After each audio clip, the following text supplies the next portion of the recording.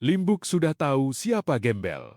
Bukan tempat singgah, bukan pelipur sesaat. Ia adalah transaksi gelap yang diulang tanpa malu. Tak ada tanda tangan, tak ada saksi, tak ada janji yang layak disebut suci. Yang mengikat hanya kebiasaan yang busuk. Mata uang mereka bukan 4 rupiah. Yang dibayar adalah tubuh. Yang terkikis bukan tenaga semata, melainkan harga diri yang luruh sedikit demi sedikit. Setiap kali ia datang, aroma arak murah lebih dulu memenuhi udara. Getir, tajam, menusuk. Seperti luka yang sengaja disiram agar tetap hidup. Naluri menolak, tubuh kembali.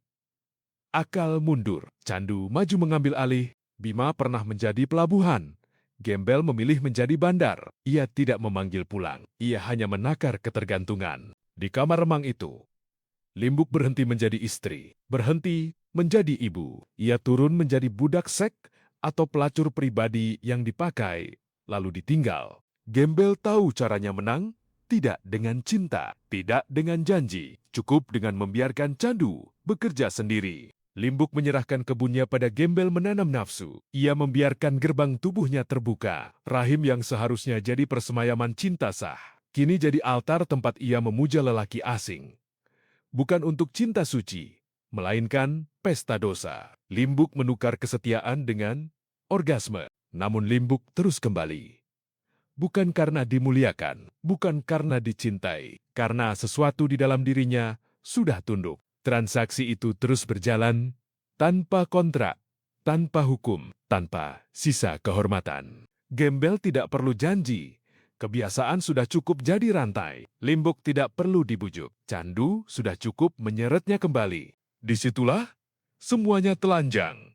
Yang tampak seperti hubungan sebenarnya hanyalah transaksi gelap antara nafsu, ketergantungan, dan kehinaan. Limbuk menyelipkan amplop, memberi izin, batas tubuh, ruang pribadi, memberi sisa harga dirinya sampai habis. Gembel cukup menyediakan tubuh ranjang dan jatah kecil bagi kehinaan supaya Limbuk datang kembali. Gembel memberi sedikit perhatian, sedikit racun agar budaknya tidak lepas. Dan dari situlah lahir kebenaran yang paling busuk. Limbuk tidak kembali karena cinta.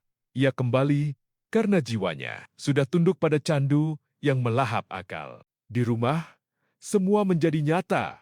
Bukan karena terang, tetapi karena tak ada lagi yang bisa disembunyikan. Gembel tidak kehilangan apapun. Ia tidak datang untuk memberi, hanya untuk mengambil kenikmatan gratis. Tidak pernah ia tolak. Yang berulang itu lalu berubah menjadi kebiasaan.